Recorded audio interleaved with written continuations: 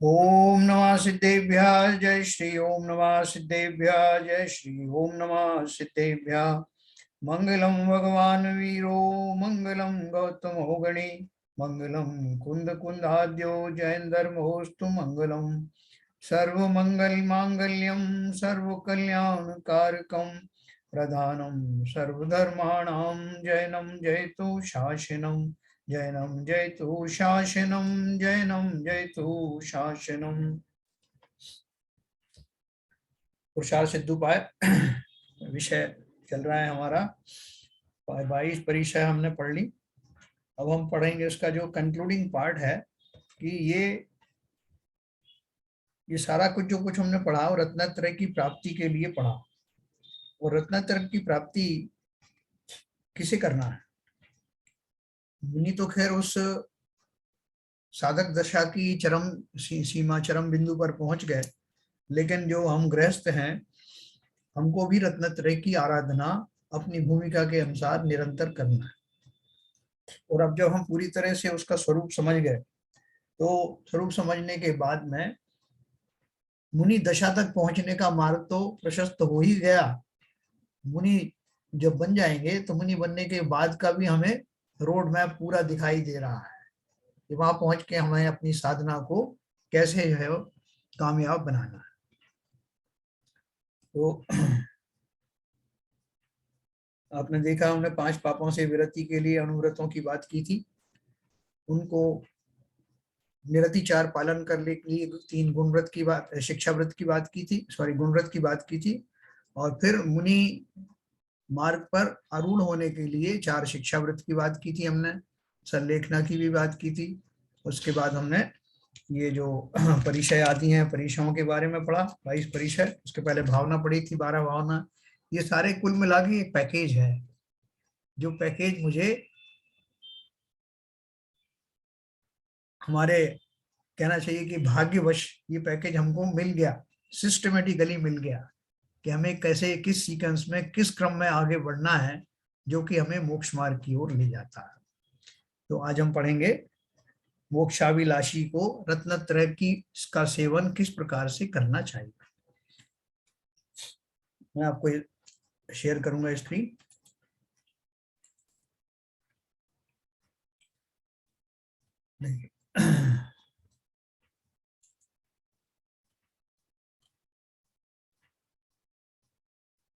मोक्षाभिलाषी को निरंतर रत्नत्रय का सेवन करना चाहिए। इसके पहले अपन ने जो 22 परिचय पढ़ी थी, 22 परिचय का अर्थ क्या था? देखो उनके ऊपर की लाइन में लिखा है, जो मुनि, भावार्थ में लिखा है, जो मुनि संसार परिभ्रमण के क्लेश से कंपायमान हो गए हैं वे ही दृढ़ चित्त होकर 22 परिचय सहन करते हैं और रंच मात्र भी कायरता नहीं आने देते। जैसे अभी एक व्यक्ति जो है कुएं की मुनेर पर बैठा हुआ है और वो विवेकवान पुरुष है, तो हर पल उसे ये डर लगा रहता है कि मैं इस कुएं में गहरा ना गिर जाऊं, या कोई बीचों बीच आकर के किसी पत्थर के सारे आकर के बीच में बने एक पत्थर पर आ गया नीचे से कुएं में से निकल के और उस पर बैठा हुआ है। और उसको पास में 2 मार्ग हैं। एक तो ये कि वो सतर्क रह करके और जो बाकी का जो आधा कुआ है उसको भी क्रॉस करके ऊपर आ जाए, और दूसरा ये कि अपने को अविवेकी बना करके जैसा होना हो इस पर छोड़ दे उस हाल पर। ऐसा कौन कर सकता है कि जो अपन उसी हाल पे छोड़ दे, मैं गिरूं या कुछ भी हूं? ऐसा वो कर सकता है जिसे उस कुएं में गिरने का क्या कष्ट होता है ये वो भूल गया है। ऐसा व्यक्ति वही अविवेकी हो सकता है। विवेकवान तो बिल्कुल कोशिश करेगा कि इस आधे कुएं से भी बाहर निकलना है। तो ऐसे ही उन्होंने बताया कि जो मुनि संसार परिभ्रमण के क्लेश से कंपायमान हो गए, जैसे आधा मुंडेर पे बैठा हुआ व्यक्ति डर रहा है कि नीचे ना गिर जाऊं, इसलिए मुझे ऊपर बढ़ने के लिए विवेक धारण करना है, अपने में स्थिरता लानी है। तो जो मुनिराज हैं, क्योंकि उन्होंने संसार की दशा देख ली है और उससे वो भयभीत हैं अर्थात वो उस दशा में फिर से वापस नहीं जाना चाहते। जिन्होंने उसकी भयावता का परिचय जिन्हें हुआ ही नहीं है, वो उनको कुछ फर्क नहीं पड़ता कि संसार में फंसे हुए कितने साल से फंसे हो और कब तक फंसे रहोगे। उनको कोई ना तो उसका विवेक है ना ही उसका भय है। लेकिन जो विवेकवान है, जो उस दशा में आगे बढ़ चले हैं, संसार से भयभीत होने का अर्थ डरना नहीं, बल्कि संसार में कुछ नहीं रखा ऐसा भाव आना, संसार के कोई भोग आदि मेरे सुख के कारण नहीं बनेंगे, ऐसा स्पष्ट रूप से जान लेने के बाद वो मुनिराज दृढ़ चित्त होकर 22 परिचय सहन करते हैं। जैसे हमको मालूम पड़ जाए कि भाई देखो यहाँ इतने कष्ट दिखाई दे रहे हैं, इसके बाद में आपकी जीत ही जीत है, तो हम उसमें थोड़े बहुत कष्ट भी अगर होंगे तब भी हम उनसे डरेंगे नहीं कि भाई मुझे तो मंजिल हासिल करनी। तो इसलिए वो 22 परिचय का पालन वही कर सकते हैं जिनको मालूम है कि संसार से निकलने के लिए सिवाय चित्त की स्थिरता के और कोई दूसरा उपाय नहीं। और चित्त की स्थिरता लाने के लिए जो मैं तप आदि करूंगा, उनमें स्थिरता लाने के लिए मुझे अपने मन को, वचन को, काया को इस तरह से तैयार करना पड़ेगा कि किसी भी तरह की प्रतिकूलता आए तो मैं उसमें डिगूं नहीं। इन्हीं प्रतिकूलताओं को कृत्रिम रूप से बना करके उनका पालन करना, उन पर जय करना परिचय जय कहलाता है। कृत्रिम रूप से मैंने इसलिए कहा, जहां अपने साइंस में वो चलता है, इंजीनियरिंग में सिमुलेशन। तो सिमुलेशन का अर्थ क्या है कि वैसी ही कंडीशन का निर्माण करके आर्टिफिशियली, और फिर उनको ऐसी कंडीशन में मैं क्या करूंगा ऐसा अपन तय करते हैं। इंजीनियरिंग में बहुत फेमस है वो सिमुलेशन। तो यहाँ भी ये सिमुलेशन है, ये परिचय जय जो है, कि इस तरह की परिस्थितियां का जब भी कभी निर्माण होगा, मैं ध्यानस्थ अवस्था में होऊंगा तो मेरा ध्यान टूटे नहीं, इसके लिए ये 22 परिचय। और देखो कल अपन ये भी बात कर रहे थे कि संसार में बहुत सारी हमारी व्यवहारिक दशाएं ऐसी होती हैं, गृहस्थी के अंदर भी, जहां तरह तरह की जो है हमें बाधाएं आती हैं, विघ्न आते हैं, बाधाएं आती हैं, दोस्तों से आती हैं, शत्रुओं से आती हैं, पशुओं से आती हैं, उद्गल द्रव्यों से आती हैं, बहुत सारी हमारे पास इस तरह की दिक्कतें आती हैं। तो उन सब में मैं अपने मार्ग को भूले बिना निरंतर कैसे बढ़ता रहूं, उन विपदाओं के ऊपर कैसे विजय प्राप्त करता रहूं, कैसे मैं वेद विज्ञान पूर्वक समता में बना रहूं, इस बात को भी आप परिचय में ही डाल लेना। ये सब परिचय है ना। मैं जीवन अब जीने का समझ गया हूं, जीवन कैसे जीना, शेष जीवन, इस पर्याय को उत्कृष्टता के साथ कैसे साधना, कौन कौन सी प्रतिकूलताएं आ सकती हैं, उन सब में मैं सावधान रहूं और अपने मार्ग से विचलित ना हो, ये भी परिचय ही है। तो चलिए वो परिचय हमारी अब इसमें आएगी आगे। मोक्षाभिलाषी को निरंतर रत्नत्रय का सेवन करना चाहिए। तो हम सब मोक्षाभिलाषी हैं, तो हम इसकी बात करेंगे। इति रत्नत्रयमेतत् प्रतिसमयं विकलमपि ग्रहस्थेन परिपालनीय मनीषं निरत्ययां मुक्ति अभिलषिता। इस प्रकार पूर्वोक्त सम्यक दर्शन, सम्यक ज्ञान, सम्यक चारित्र रूप रत्नत्रय एक देश भी अविनाशी मुक्ति के चाहने वाले गृहस्थों को निरंतर हर समय सेवन करना चाहिए। अर्थ में दिया है इस प्रकार, यह सम्यक दर्शन, सम्यक ज्ञान, सम्यक चारित्र रूप रत्नत्रय प्रति समय गृहस्थ श्रावक को भी यदि सर्वदेश पालन ना हो सके तो एक देश ही निरंतर अविनाशी मोक्ष का इच्छुक होते हुए पालन करना चाहिए। मुनि के तो रत्नत्रय पूर्ण रूप से है, किंतु गृहस्थ श्रावक संपूर्ण रत्नत्रय का पालन नहीं कर सकता, इसलिए उसे उपदेश एक देश पालन करना चाहिए। किसी भी दशा में उसे रत्नत्रय से विमुख नहीं होना चाहिए, क्योंकि वह रत्नत्रय ही मुक्ति का कारण है। मुनि का रत्नत्रय महाव्रत के योग से साक्षात मोक्ष का कारण है, और श्रावक का रत्नत्रय अनुव्रत के योग से परंपरा मोक्ष का कारण है। मतलब डायरेक्ट तो नहीं है, लेकिन वो परंपरा से वो भी मोक्ष का कारण। अर्थात जिस श्रावक को सम्यक दर्शन हो जाता है, उसका अल्प ज्ञान भी सम्यक ज्ञान और अनुव्रत भी सम्यक चारित्र कहा जाता है। इसलिए रत्नत्रय का धारण करना अत्यावश्यक है ना। जो श्रावक है, इवन अव्रती सम्यक दृष्टि जीव भी है जिसने अभी अनुव्रत धारण भी नहीं किए हैं, लेकिन अनुव्रत धारण करने की उसे बहुत ज्यादा तीव्र इच्छा बनी रहती है, तो वो अनुव्रत का चारित्र, ये यह जो सम्यक दर्शन में स्वरूपाचरण चारित्र होता है, वो भी मोक्ष मार्ग की ओर ले जाने वाला होता है। 7 तत्वों की श्रद्धा करना व्यवहार सम्यक दर्शन है, अपन ने कल पढ़ा था। और निज स्वरूप की श्रद्धा अर्थात स्वानुभव होना निश्चय सम्यक दर्शन है। जिनागम में आगम पूर्वक 7 तत्वों का जान लेना व्यवहार सम्यक ज्ञान है, और निज स्वरूप का भान अर्थात आत्मज्ञान निश्चय सम्यक ज्ञान। अपन बोले साहब ज्ञान का क्या करना है? कल अपन ने श्रद्धा की बात तो करी, अभी ज्ञान की अपन बात करें कि साहब ये मेरा ज्ञान अगर सम्यक हो गया, वस्तुओं को तो मैं आज भी जानता हूँ, लेकिन उनको सम्य प्रकार से जानूंगा, वस्तु के स्वरूप को जानूंगा, तो वो सम्यक ज्ञान कहलाएगा। तो कोई कहे साहब कि मुझे ये उस ज्ञान के सहारे से क्या जानना है? लौकिक वस्तुओं को जानना है, संसार को जानना है? बोले नहीं, इन सब को जानने की जरूरत नहीं। तो क्या करना है?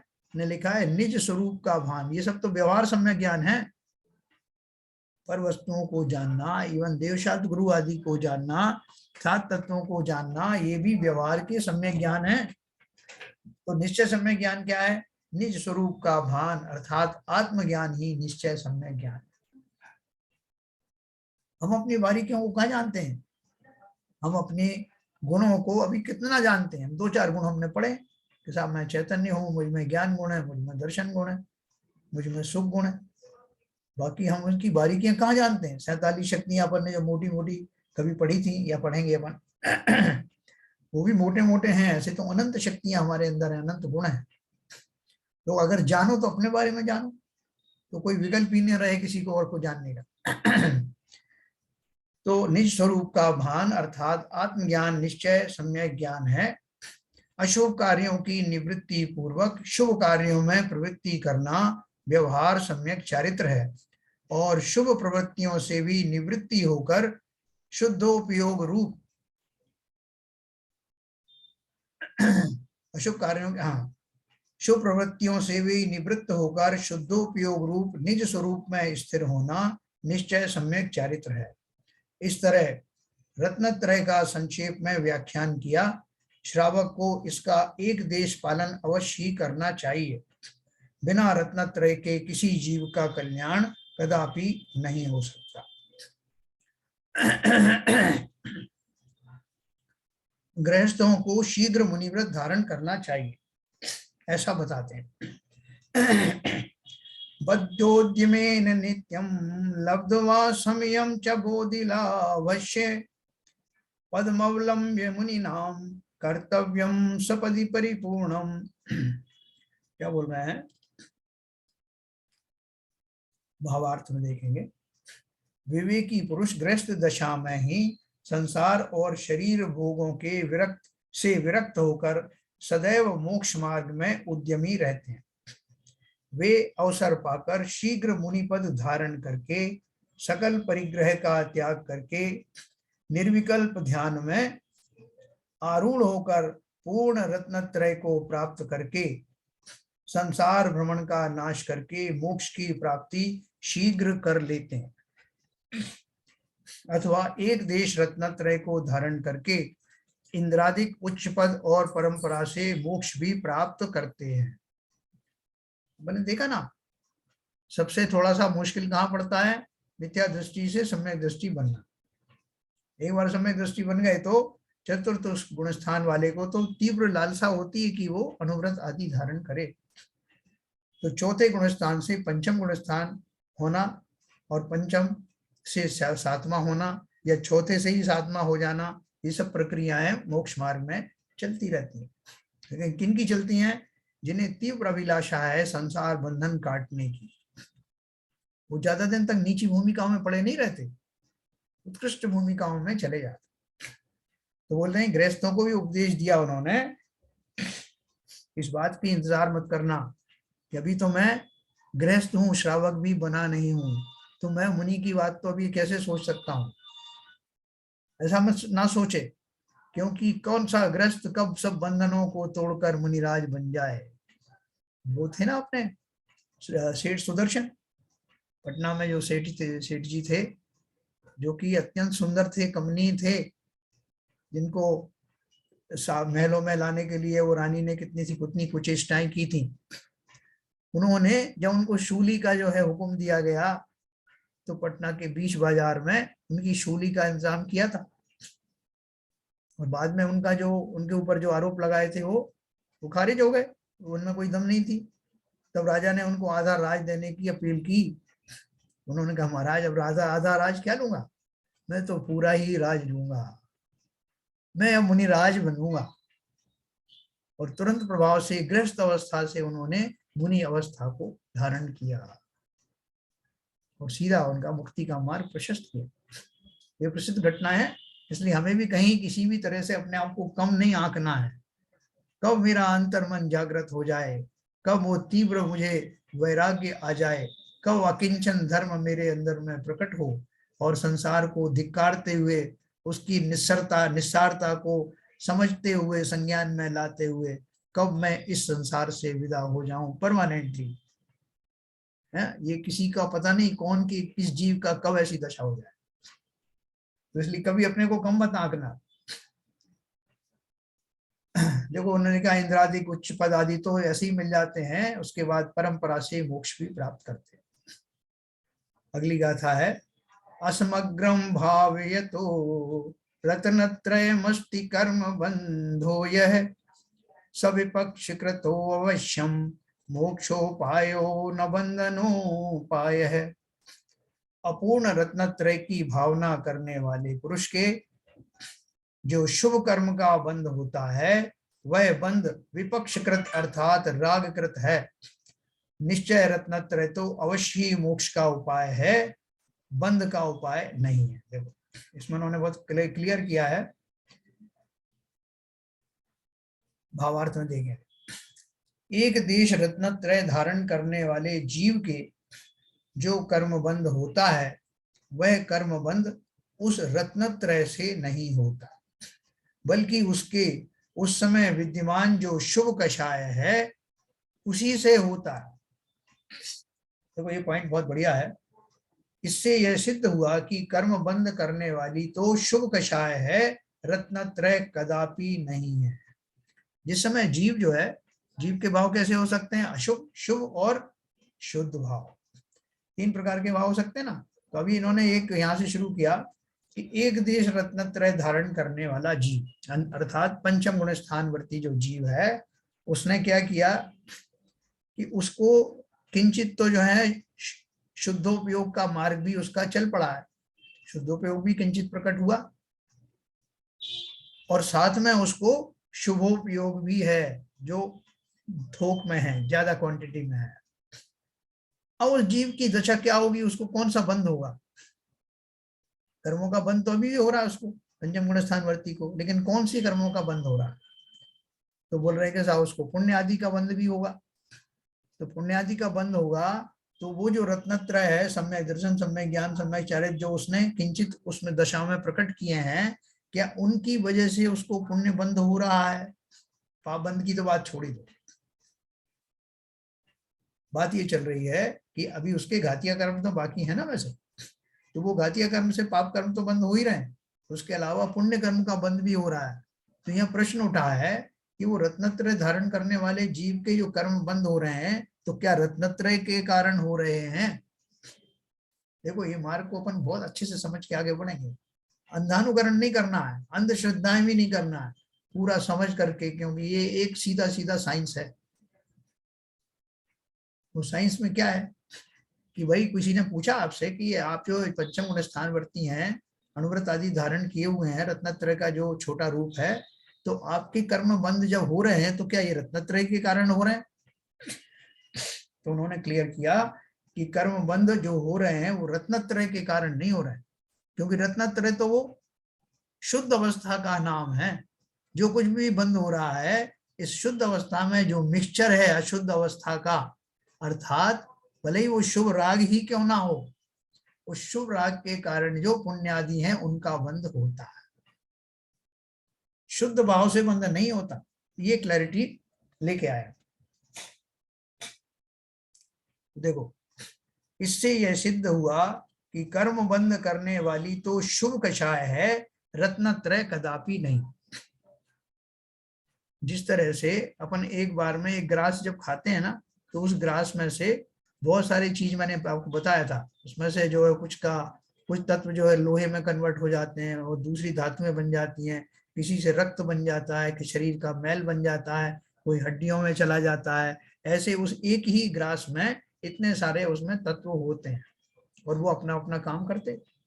उसी प्रकार से जीव का एक समय में होने वाला आश्रव, उसके द्वारा जो कर्मों का ग्रहण होता है, उससे तरह तरह के बंध होते हैं।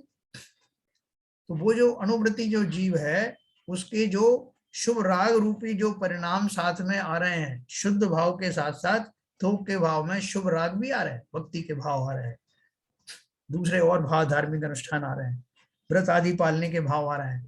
तो वो सारे प्रवृत्ति रूप से पालने वाले शुभ राग भी शुभ कषाय है, और शुभ कषाय होने के कारण वो पुण्यादि के रूप में बंद होता है। ये फार्मूला क्यों बताया जा रहा है? क्योंकि मुझे तो ये जो पार्ट है शुभ कषाय वाला, इससे भी रहित होना है। तो मैं अपना मैथमेटिक्स चलाऊंगा कि कितना मेरा परसेंटेज शुभ कषाय का अभी भी बाकी है, और शुद्ध भाव अभी बहुत थोड़े से, और मुझे उनकी क्वांटिटी बढ़ानी है, इसको कम करते चले जाना है। वो कब करूंगा मैं? जब मुझे विश्वास हो जाए कि ये शुभ भाव, ये पुण्यादि मुक्ति के मार्ग में मेरे सहयोगी नहीं है बल्कि बाधक ही है। ऐसा जब मुझे विश्वास होगा तो मैं निरंतर अपने उन शुभ भावों से भी राग नहीं करूंगा, और फलतः समस्त प्रकार के रागों से निवृत्त होकर के एक दिन उस परम शुद्ध अवस्था को प्राप्त करूंगा। देखो अब उन्होंने आगे गाथा दी है। देखो ये जो अपन पढ़ रहे हैं, भले ही हम जो है चरणान योग का ग्रंथ पढ़ रहे हैं, लेकिन चूंकि ये अमृतचंद आचार्य का है, इसलिए उन्होंने इसमें गागर में सागर भर दिया। इस चरणान योग में भी उन्होंने द्रव्यान योग का मसाला भर दिया। जब हम अभी समय सार पढ़ेंगे तो इन सब से आपको बहुत मदद मिलेगी। तो क्या लिखा उन्होंने? अब रत्नत्रय और राग का फल बताते हैं। ये नाम शेन सुदृष्टि स्ते नाम शेनाश्य बंधनम नास्ति, ये नाम शेन तु राग स्तेन आंशे नाश्य बंधनम भवति। 212 नंबर पे, फिर 213 में दिया है, ये नाशेन ज्ञानम ते नाशेनाय बंधनम नास्ति, ये नाशेन तु राग स्तेन आंशे नाश्य बंधनम भवति, ये नाशेन चरित्रम ते नाशेनाश्य बंधनम नास्ति, ये नाशेन तु राग स्ते नाशे नाश्य बंधनम भवति। 3 गाथाएं में उन्होंने क्या कहा, भावार्थ पे आते हैं सीधा। जीव के 3 भेद हैं, बहिरात्मा, हाँ इसके ऊपर टीका में भी थोड़ा सा पढ़ते हैं।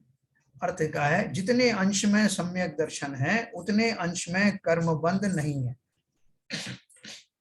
तीनों अपने रत्नत्रय के 3 पार्ट है ना, तो दर्शन, ज्ञान और चारित्र। बोल रहे हैं जितने अंश में सम्यक दर्शन है उतने अंश में कर्म बंध नहीं है, जितने अंश में राग भाव है उतने ही अंश में कर्म का बंध है ना।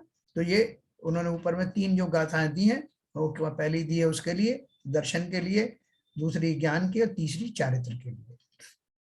तो वो क्या बोल रहे हैं, जितने अंश में सम्यक दर्शन आदि है, सम्यक दर्शन ज्ञान चारित्र हैं, उतने अंश में कर्म का बंध नहीं है, और जितने अंश में राग भाव है उतने ही अंश में कर्म का बंध है। भावार्थ क्या है, जीव के 3 भेद हैं, बहिरात्मा, अंतरात्मा और परमात्मा। इन 3 में से बहिरात्मा तो मिथ्या दृष्टि है, क्योंकि उसकी सम्यक दर्शन नहीं है, केवल राग भाव ही है, अतः सर्वथा बंध ही है। और परमात्मा भगवान, जिनके पूर्ण सम्यक दर्शन हो गया हो, उनके राग भाव का अत्यंत अभाव होने के कारण सर्वथा बंध नहीं है, मोक्ष ही है ना। ये फार्मूला अपन समझ गए। तो अपन कौन से हैं? अपन बहिरात्मा है। बहिरात्मा क्यों है? कि हम बहरी आत्मा है, हमको सुनाई नहीं देता आचार्य क्या कह रहे हैं। इतने इतने भवों से आचार्यों ने हमें हमारा हितोपदेशी कितने कितने हमको वो व्याख्यान दिए, लेकिन हमने उनको अनसुना कर दिया। इस तरह से व्यंग से अपन ये भी कह सकते हैं कि हम बहिरात्मा नहीं, हम तो बहिरी आत्मा है। अंतरात्मा सम्यक दृष्टि चतुर्थ गुण स्थान से लेकर 12वें गुण स्थान तक होते हैं। तो हमारी अंतरात्मापन अभी शुरू हुआ कि नहीं हुआ। चतुर्थ गुण स्थान से लेकर 12वें गुण स्थान तक के जीव अंतरात्मा में आते हैं। इसलिए इस अंतरात्मा के जितने अंश में सम्यक दर्शन हो गया है, उतने अंश में कर्म का बंधन नहीं है, और जितने अंश में राग भाव है, उतने अंश में कर्म का बंध है। चतुर्थ गुण स्थान में अनंतानुबंधी संबंधी राग भाव नहीं है, तो उतना कर्म बंध भी नहीं है। देखो इन्होंने जो बात करी ना, आप बोलोगे साहब सम्यक दर्शन भी कोई पार्ट में होता है क्या? मैंने बोला इस अंतरात्मा के जितने अंश में सम्यक दर्शन हो गया है, उतने अंश में कर्म का बंधन नहीं है ना। वहां वो उनका कहने का अर्थ क्या है कि सम्यक दर्शन भेद विज्ञान पूर्वक सम्यक दर्शन तो हो गया। सम्यक दर्शन कोई पार्टली नहीं होता। हाँ, उसमें गाढ़ापन, परमाव गाढ़पना या हल्कापना या कुछ दोष आदि लगते हैं, वो अलग बात। लेकिन वास्तव में जो सम्यक दर्शन के साथ जो चरित्र जुड़ा हुआ है, कषाय आदि जुड़ी हुई हैं, उनका अगर उसमें लेश पाया जाए तो उसके हिसाब से बोलते हैं उनका बंध होता रहता है कर्म। इसलिए उन्होंने कहा सम्यक दर्शन हो गया हो जितने अंश में, उतने अंश में कर्म का बंधन नहीं है, और जितने अंश में राग भाव है, यानी चारित्रिक दुर्बलताओं के कारण जो राग भाव रहता है, सम्यक दृष्टियों को भी रहता है, क्योंकि चतुर्थ गुण स्थान ही है ना। अभी ये बात अलग है, उनका शुभ राग नहीं होगा, शुभ राग रहेगा, तो उतना कर्मन है। चतुर्थ गुण स्थान में अनंतानुबंधी संबंधी राग भाव नहीं है। एक चौकड़ी चली गई ना, तो उस संबंधी राग भाव तो नहीं है, और तो उतना कर्मबंदी नहीं है। शेष अप्रत्यख्याना वर्णादि 3 का बंध है। 5वें गुण स्थान में अप्रत्यख्यान रूप राग भाव का अभाव तो हुआ, अतः उसका भी बंध रुक गया, परंतु प्रत्यख्याना वर्णादि 2 का बंध अभी शेष है। 6ठे 7वें गुण स्थान में प्रत्यख्यानावर्णी संबंधी राग भाव नष्ट हुआ, तब उतना बंध भी मिट गया। जितने अंश में जो जीव के सम्यक ज्ञान हो गया है, उतने ही अंश में राग भाव का अभाव होने के कारण कर्म का बंध नहीं है, और जितने अंश में राग भाव है, उतने ही अंश में कर्मों का बंध है। इसको अपन अलग अलग नहीं करेंगे, सम्यक दर्शन, सम्यक ज्ञान, सम्यक चारित्र का उन्होंने अलग अलग करके बताया है। अपन तो ये मान के चलो कि सम्यक दर्शन होने के बाद जितना जितना चारित्रिक दुर्बलताएं बाकी रह जाती हैं, अर्थात पूर्ण शुद्धता जहां जितनी नहीं प्रकट होती, उतना उतना शुभ राग का के फलस्वरूप कर्मों का बंध होता। देखो उन्होंने वो चीज जो मैं आपसे कह रहा था, उन्होंने क्लियर किया, नीचे स्टार लगा के। चतुर्थ गुण स्थान में सभी जीवों को सम्यक दर्शन तो पूर्ण शुद्ध है, अतः उस अपेक्षा से राग नहीं, बंध नहीं, किंतु जितना चारित्र का दोष है उतना बंध, क्योंकि सम्यक दर्शन तो ऑन और ऑफ है ना, या तो है या नहीं है, या तो मिथ्या दृष्टि है, सम्यक दृष्टि है। तो यहाँ उन्होंने चारित्रिक दोषों की अपेक्षा से बताया। जितने अंश में सम्यक चारित्र प्रकट हो गया है, उतने ही अंश में कर्म का बंध नहीं है, और जितने अंश में राग द्वेष भाव है, उतने ही अंश में कर्म का बंध है।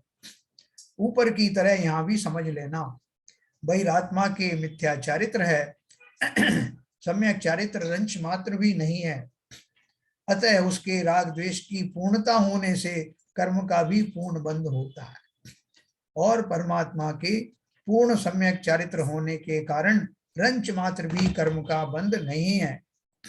अंतरात्मा के जितने अंश में राग द्वेष भाव का अभाव है, उतने अंश में कर्म का बंध नहीं है, और जितने अंश में राग द्वेष है, उतने अंश में कर्म का बंध है ना। देखो उन्होंने बहुत क्लैरिटी से और भी आगे बताया, मैं अभी आपको थोड़ा सा पहले ही बता देता हूँ कि ये जो कह रहे हैं ना कि परमात्मा को पूर्ण सम्यक चारित्र होने के कारण रंच मात्र भी कर्म का बंध नहीं है, अब आप ये कह सकते हो कि परमात्मा तो 13वें गुण स्थान में ही बन जाते हैं, और 13वें गुण स्थान वाले के अभी 4 आघातीय कर्म में मौजूद हैं,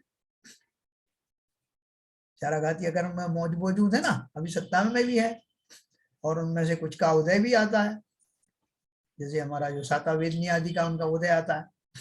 तो बोल रहे हैं आपने बोला कि बंद नहीं है, तो बंद उनका हो रहा ना, या वो तो है अभी सत्ता में, तो उन्होंने उनका कोई कॉग्निजेंस इसलिए नहीं लिया है कि वो अघातिया जैसा कि नाम है उनका, वो आत्मा के स्वभाव का घात नहीं करते,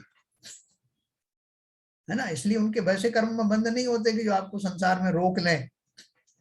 वो ऐसे रोकने वाले तो वो घातिया कर्म ही थे जिनसे वो निवृत्त हो चुके। आगे भी उन्होंने उसको क्लियर किया है। मोहनी कर्म के 2 भेद हैं। अगर हमने मोहनी कर्म को समझ लिया अच्छे से, तो उससे निवृत्त हो करके अपने स्वरूप में जो अब तक हम रहे अपना फोकस नहीं कर पाए हैं, वो सीधा सीधा फोकस होने लगेगा। जैसे किसी का दिमाग नहीं चलता ना किसी बात, तो अपन कहते भाई साहब इसका दिमाग नहीं चल रहा है, इसके ऊपर या तो कुछ ऊपर से कुछ हो गया है, कोई मोहनी विद्या किसी ने कर दी है, या इसका जो विवेक चला गया है, ऐसी बात करते हैं ना। मोहनी कर्म वास्तव में यही करता है, हमारा विवेक हर लेता है। मोहनी कर्म के 2 भेद हैं, दर्शन मोह और चारित्र मोह। दर्शन मोहनी के उदय से मिथ्या दर्शन होता है, और चारित्र मोह के उदय से मिथ्या चारित्र अथवा अचारित्र होता है। अब चारित्र के 2 भेद हैं, एक स्वरूपाचरण और दूसरा संयमाचरण। इनमें से जगन्य स्वरूपाचरण तो चतुर्थ गुण स्थान में प्रकट होता ही है। तो वो बाबूजी कहते हैं ना बार बार कि साहब मैं मान ही नहीं सकता कि मैं चतुर्थ गुण स्थान में कोई चारित्र नहीं होता। बिल्कुल होता है, की बात सही है। उस चारित्र का नाम कौन सा है? स्वरूपाचरण चारित्र। क्योंकि अब मैं सम्यक दर्शन वाले स्वरूप में आ गया हूं, और उस संबंधित उस योग्य आचरण अवश्य मेरे जीवन में घटित होने लगता है। इसलिए चतुर्थ गुण स्थान वर्ती ऐसा अनर्गल प्रवृत्तियां करने वाला नहीं होता, भले ही उसने भी संकल्प रूप से अनुव्रत धारण नहीं किए हों, लेकिन उस स्वरूप के योग्य चारित्र तो उसका विकसित हो चुका है। तो इसलिए उन्होंने लिखा चारित्र के 2 भेद हैं, एक स्वरूपाचरण, दूसरा संयमाचरण। इनमें से जगन्य स्वरूपाचरण तो चतुर्थ गुण स्थान में प्रकट होता ही है, तथा संयमाचरण के 2 भेद, एक देश और सर्वदेश। 5वें गुणस्थान वर्ती श्रावक के तो एक देश चारित्र है, जो अपन पढ़ रहे थे अभी तक, और 6 से लेकर 12वें गुणस्थान तक मुनिराज के सकल देश चारित्र है, तथा 13वें गुणस्थान में पहुंचने पर वही मुनिराज जिन राज बन गए, है ना। मुनि दशा कब तक रही? 12वें गुणस्थान तक, और 13वें गुणस्थान पर वही मुनिराज परम मुनिराज बन गए, और वो उनका एक वो उपाधि बदल गई, अब वो कौन हो गए? जिनराज हो गए, और परमात्मा कहलाए। वहां उनके सम्यक चारित्र की पूर्णता होकर बंध का अभाव हो गया। 12वां जो गुणस्थान है ना, 12वां गुणस्थान कौन सा है? यथाख्यात चारित्र वाला, यानी जैसा चारित्र का स्वरूप शास्त्रों में बताया है, वैसा ही स्वरूप उनका प्रकट हो जाता है 12वें गुणस्थान में। और इसलिए यथाख्यात चारित्र हो गया, मतलब चारित्र की संपूर्ण पूर्णता पूर्ण हो गई, और इसलिए सब तरह के बंध का अभाव हो गया। जितना जितना उन कषायों का अभाव होता जाता है, उतना ही उसके सम्यक दर्शन अथवा सम्यक चारित्र गुण का विकास होता जाता है। जैसे कि दर्शन मोहनी का अभाव होने पर उतने अंश में स्वरूपाचरण चारित्र प्रकट होता है, अप्रत्यख्यानावर्णी चौकड़ी का अभाव होने से देश चारित्र प्रकट होता है, और प्रत्यख्यानावर्णी चौकड़ी का अभाव होने से सकल चारित्र प्रकट होता है। संजुलन चौकड़ी और नौ कषाय का अभाव होने से यथाख्यात चारित्र प्रकट होता है। कब होता है ये? 12वें गुणस्थान के बाद में ये सब होने लगता है। इस तरह इस मोहनी कर्म की 25 प्रकृतियां ही जीव को राग द्वेष होने में निमित्त कारण है। मोहनी कर्म की 25 प्रकृतियां थी ना, उनसी की 25 प्रकृतियां। है 16 और 9 25, 4 कषाय इंटू 4 और 9 कषाय, क्योंकि चारित्र मोहिनी है ना, तो 9 कषाय में आती।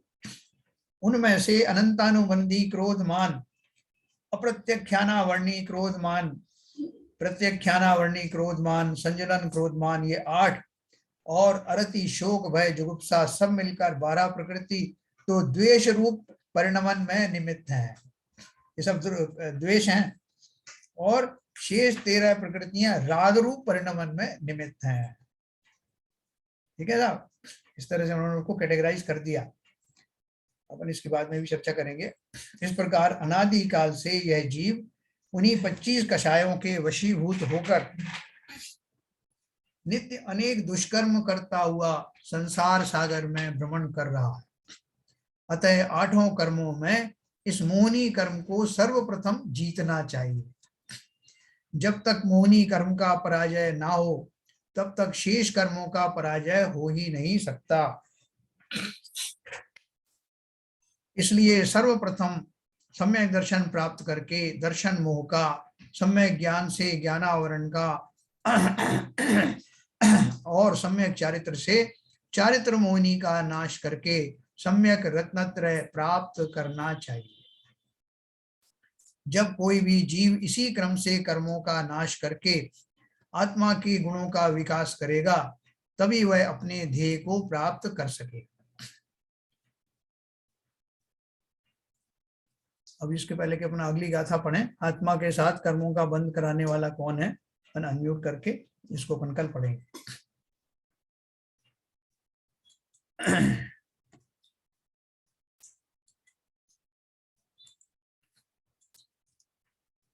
हाँ साहब, जैन साहब। हाँ जी बोलिए। मैं कोई प्रश्न होने से पहले हाँ 1 मिनट सबका लेना चाहूंगा। हाँ। अगर आप आज्ञा दे तो।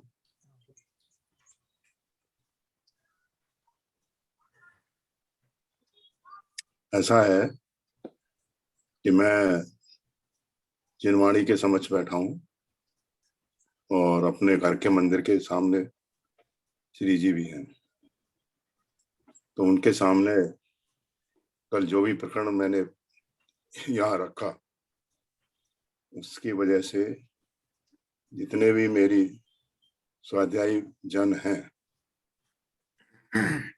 उस वजह से उनके अंतर्मन में अगर कोई विकार पैदा हुए हों, तो उसके लिए मैं हृदय से क्षमा चाहता हूँ। दूसरा, जिस जीव की वजह से ये मुझे इस तरह का सहन करना पड़ा, अगर वो सुन रहे हैं या नहीं सुन रहे हैं, तो उनसे भी मैं हृदय से अपनी तरफ से क्षमा याचना करता हूँ और उनको क्षमा भी करता हूँ, और इस प्रकरण को भूल के उनके साथ जो मैं व्यवहार रहेगा वो तटस्थ रूप से रहेगा। इसके लिए मैं कोई द्वेष भाव नहीं रखना चाहता। ये मैं सबके सामने, श्री जी के सामने, जिनवाणी के सामने अपने भाव व्यक्त करके, इससे मैं पूर्ण रूप से निर्वत होके इस प्रकरण को पूर्ण रूप से भूलना चाहता हूँ तथा अंतरात्मा से जिनेन्द्र देव से अर्चना करता हूँ कि उनको सद्बुद्धि दे कि वो सही मार्ग पर आ जाए तो अच्छा, नहीं आए तो उनका जैसा कर्मों का उदय है वो चलेगा, उससे मुझे कोई लेना देना। धन्यवाद। चलिए, किसी का कोई प्रश्न हो जो अपन ने पढ़ा अभी? ये अपना मोहिनी कर्म कौन से गुणस्थान में मतलब पूर्ण रूप से तो नहीं जाता है क्या वो तो, लेकिन फिर भी जो वैसा जो मोहिनी कर्म होता है जो अपने वो कौन से गुणस्थान चला जाता है? 12वें गुणस्थान। नहीं, 12वें गुणस्थान में तो कंप्लीट ही चला जाएगा, जब तो फिर हो ही जाएगा। लेकिन वो तो फिर जैसे अपना वो बोलते हैं ना कि जैसे मुनि अवस्था में भी कुछ तो कर्म, मोहिनी कर्म चला ही जाता है। देखो, मोहिनी कर्म जो है 10वें गुणस्थान में बहुत कम रह जाता है। 10वें गुणस्थान में वो एक ही वो रह जाता है, लोभ कषाय, वो भी सूक्ष्म वाली है, सूक्ष्म संप्राय लोभ कषाय रह जाती 10वें गुणस्थान में। तो 10वें गुणस्थान के बाद में छपक क्षणी का कौन सा गुणस्थान आता है? 12वां गुणस्थान आता है। अर्थात जिसमें वो सूक्ष्म वो कषाय भी चली जाती है। सूक्ष्मताएं तो पहले से होने लगती हैं कि ये कषाय पहले चली गई, वो कषाय पहले चली गई, लेकिन पूर्ण रूप से मोह कषाय का अगर एक जरा सा वो भी है, लेश भी है, तब भी वो कहा जाएगा कि मोहिनी कर्म पूरा गया नहीं। तो 10वां गुण स्थान में काफी कुछ तो चला ही जाता है, लेकिन 12वां गुण स्थान जिसको अपन क्षीण मोह कषाय बोलते हैं, वहां पर आकर के 10वें के बाद जैसे ही 12वां गुण स्थान आता है, तो वो गुण स्थान आते ही वो दशा प्रकट होती है जिसमें सारा मोहिनी कर्म समाप्त हो जाता है, कोई ट्रेस भी नहीं बचती। ठीक है सर। तो जो मुनि अवस्था में कौन से मतलब जैसे मोहिनी कर्म रहता है, तो उसका क्या चीज से उनको मोह रह जाता है, क्या रह जाता है मतलब? देखो हमारी सत्ता के अंदर में अभी जब अपन गोमट सार ग्रंथ पढ़ेंगे तो उसमें आपको पता लगेगा कि कितनी कर्मों की प्रकृतियां हैं वो सत्ता में बनी रहती हैं, कौन से गुण स्थान में क्या क्या होता है, कितनी जो है पर उसकी प्रकृतियां जो है हमारी उदय में आने से बंद हो जाता है, कितनी प्रकृतियों का बंद होना बंद हो जाता है, कितनी प्रकृतियां सत्ता में से निकल जाती हैं। ये तीन ही रूप होते हैं, है ना, या तो बंद होगा, या जो उनका उदय होगा, या सत्ता में बनी रहेंगी। तो ये तीनों जो स्थितियां हैं वहां बहुत डिटेल में है गोमट सार में, अभी मैं आपको उसी के लिए तैयार कर रहा हूँ।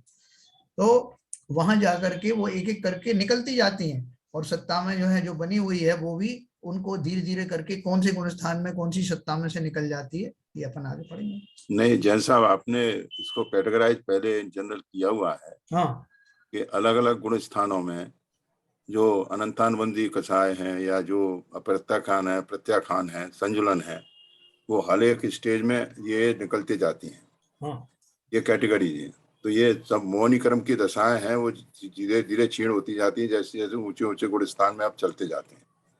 और फिर उसके बाद आपने बताया कि कौन सी प्रकृतियां हैं, उनका किस तरह से कौन कौन सी प्रकृतियां हैं 8वें गुण स्थान में, 9वें में, 10वें में और 12वें में जाके जो संजुलन में लोभ कषाय की जो रह जाती हैं, हाँ सब रह जाती हैं, वो धीरे धीरे जाती हैं।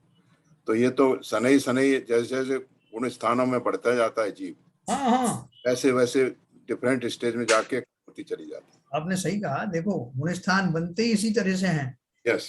योग और कषायों का जो कंबाइंड जो उनमें जो निर्मलता आती जाती है, उसी से तो गुण स्थान बने। ये तो 10वें गुण स्थान, 12वां गुण स्थान, उसके पहले जैसे हम ये चतुर्थ गुण स्थान में मान लो हम आ गए, तो हमारी जो है पहली वाली अनंत अनुबंधी चौकड़ी चली गई, तो उतना तो कषाय हमारे चले गए ना, अपन ने यही तो शुरू में पढ़ा। यस। उतनी कषाय चली गई, अर्थात उतना मेरा भार हल्का हो गया, सम्यक दर्शन पहले ही हो गया, इसलिए मोहिनी कर्म का दर्शन मोहिनी तो चली गई, और चारित्र मोहिनी में से भी एक चौकड़ी चली गई। दूसरी चौकड़ी जब मैं अनुव्रत आदि धारण करूंगा, दूसरी चौकड़ी चली जाएगी। 5वें गुण स्थान में आके। हाँ आपने सही कहा। एक मेरा क्वेश्चन और था इसमें, जी जैसे किसी आदमी की प्रकृति ऐसी होती है कि वो कसाय पालता ही नहीं है, मतलब प्रकृति से, मतलब उसने ये स्वभाव अपना स्वाध्याय नहीं किया है, उसको मालूम नहीं है, लेकिन उसकी शुरू से प्रकृति ये बनी हुई है कि वो ज्यादा कसाय रखता ही नहीं है। हाँ। और तो वो उसको किस तरीके से मिलता है वो गुण? क्योंकि बहुत से आदमी होता है कि मतलब ठीक है, हो रहा है होने दो, उसकी ऐसी प्रकृति बनती चली जाती है, वो भले ही स्वाध्याय करे ना करे, लेकिन उसके मन में ये रहता है कि अरे क्यों परेशान करना, चलो छोड़ो, हो गई होगी गलती, या ऐसा हो गया होगा।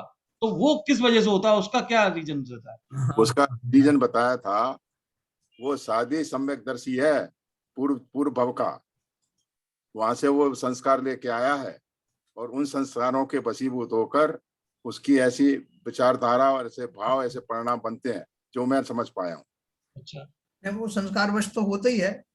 पूर्व में हमने किस तरह के कर्म किए थे, अभी जैसे देखो सांपों में भी बहुत सारी कैटेगरी होती है, इसमें बहुत जहरीले सांप होते हैं, कोबरा सांप होते हैं, कोई दूसरे और कम विष वाले होते हैं, कोई बिल्कुल निर्विष होते हैं।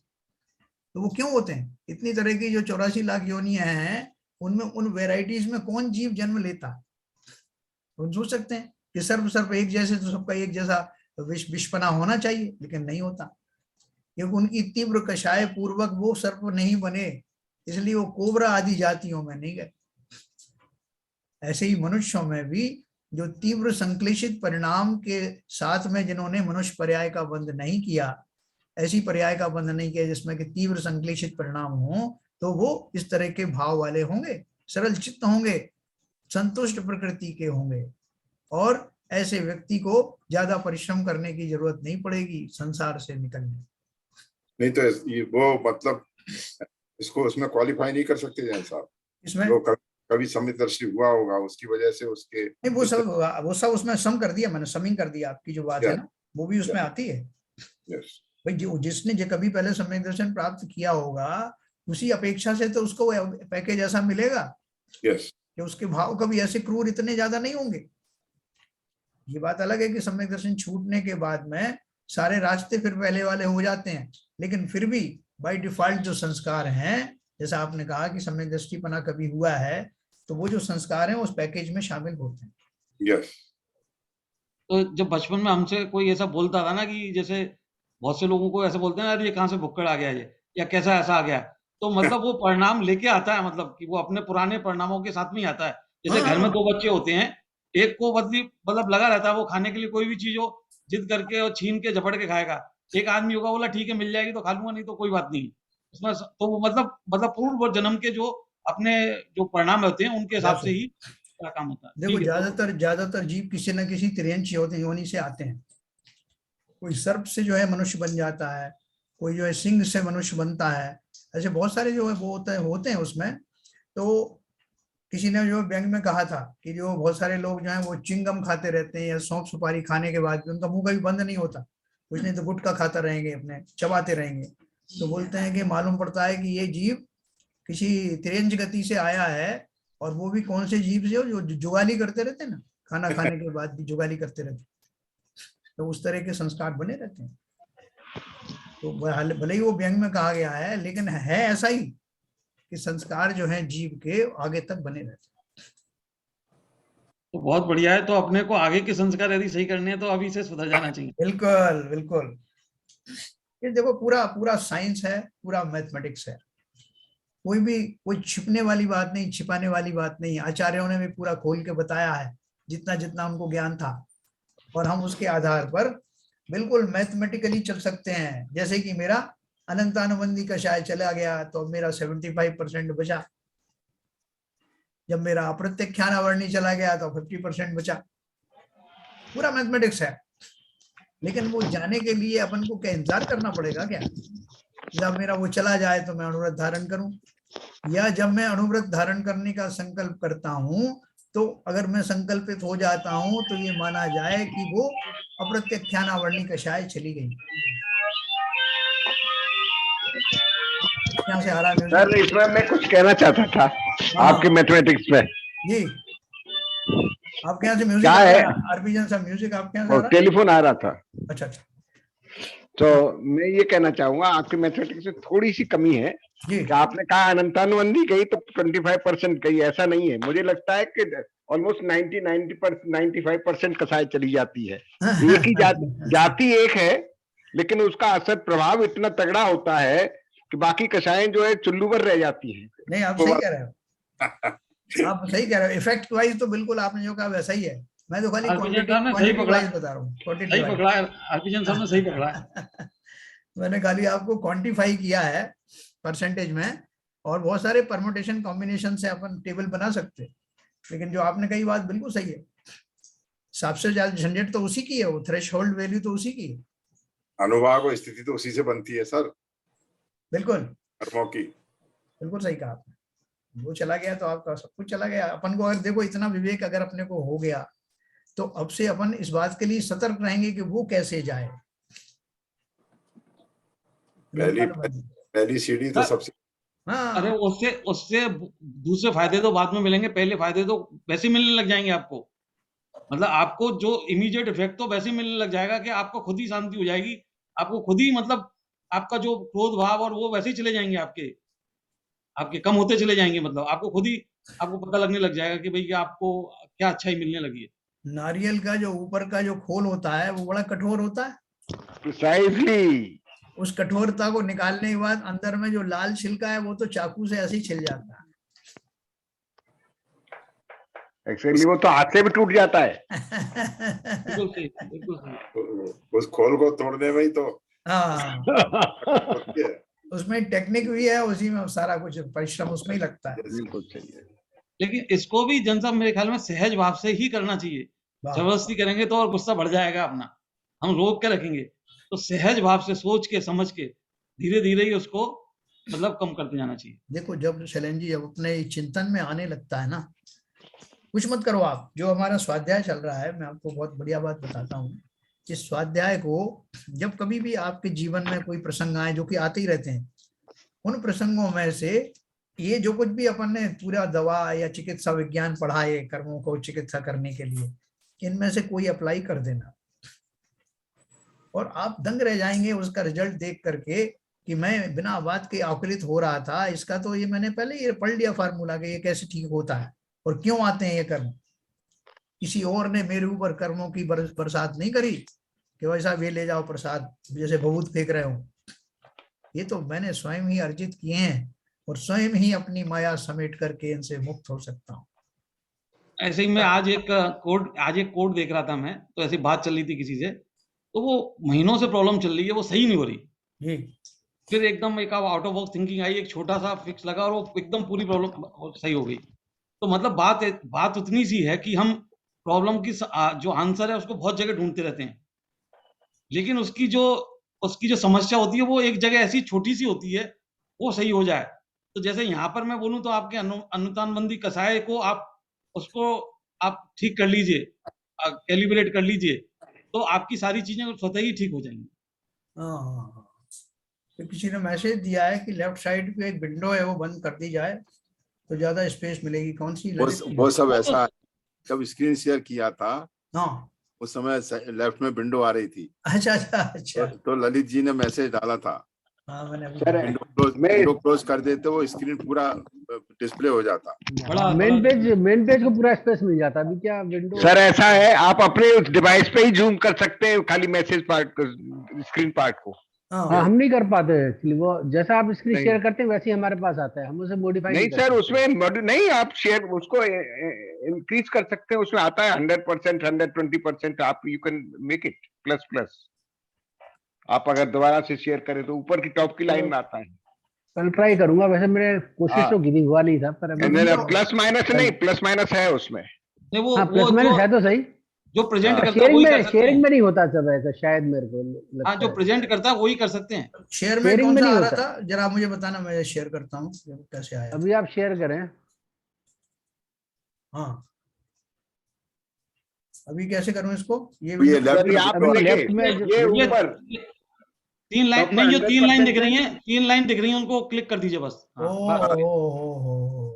हाँ। अब और देखिए, इसको भी बढ़ाना भी है तो परसेंटेज बढ़ाना है तो ऊपर प्लस है तो नहीं, प्लस कर मैं अपने डिवाइस पे भी कर सकता हूँ सर इंक्रीज। नहीं हो रहा सर, नहीं हो रहा। अभी मैं मेरी कर रहा हूँ यहाँ से। देखिए, मेरी डिवाइस पे हो रहा है सर। ओके, जनता चलेगा। भी कर सकते हैं। नहीं, मेरी डिवाइस पे हो रहा है। ये मोबाइल में भी हो जाता, बढ़ जाता है। हाँ, हो जाता है सर। अरे बहुत बढ़िया आपने बता दी। मैं सोच रहा था कैसे साइड में ये क्यों आने लग गया। चलो करत अभ्यास अच्छी के टेक्नोलॉजी सीख रहे हैं सर, बहुत टेक्नोलॉजी सीखनी पड़ती है। सही बात है। वही है ना। मतलब आज मैंने अभी ज्वाइन किया है, आज मैंने सुना नहीं है।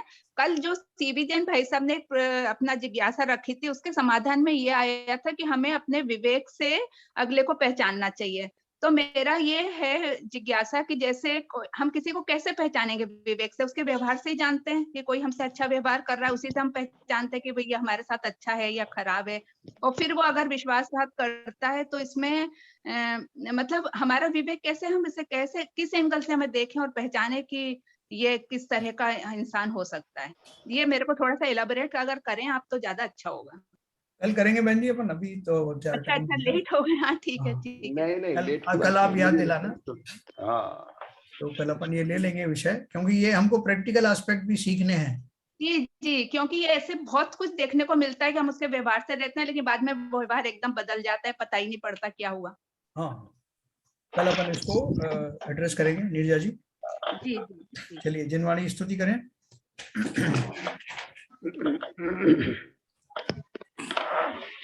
नित्यतम नाश विको ज्ञान के प्रकाश विको अपर भास विको भानु सी बखानी है। छहो द्रव्य जान विको बंध विधि भान विको स्वपर पिछान विको परम प्रमाणी है। अनुभव बताए वे को जीव के जताए वे को काहू न सताए वे को भव्य और आनी है। जहाँ तहाँ तार वे को पार के उतार वे को सुख विस्तार वे को यही जिन वाणी है।